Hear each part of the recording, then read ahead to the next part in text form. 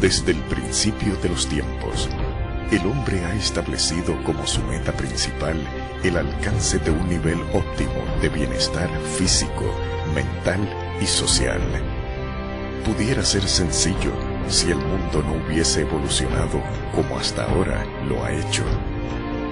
Cada día se añaden agentes externos que dificultan esta meta. El estrés, la mala nutrición, la falta de acción física, la contaminación ambiental. Desafortunadamente, esta es una realidad no solo a nivel individual, sino familiar.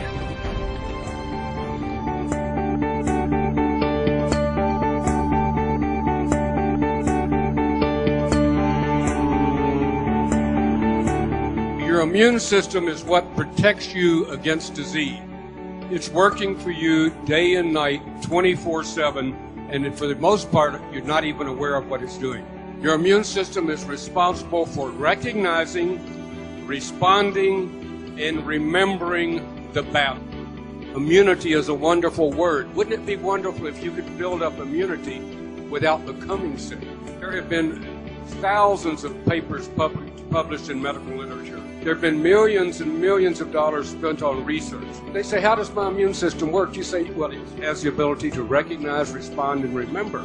And there's only one product that makes it able to do that, and that is the transfer factor product.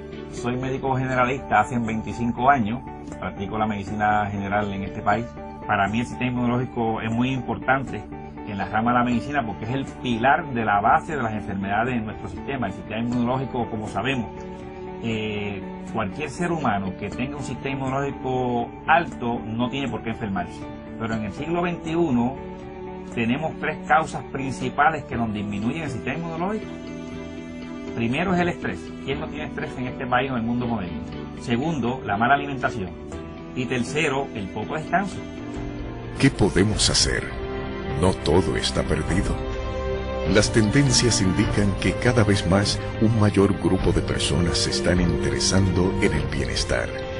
Los gobiernos están gastando un 16% de su presupuesto en la salud y se estima que en la próxima década aumente a un 20%. La medicina moderna ha evolucionado a ser medicina preventiva. El aumento de consumidores interesados en un estilo de vida más saludable ha forzado a los proveedores industriales a crear más productos y servicios dedicados al bienestar.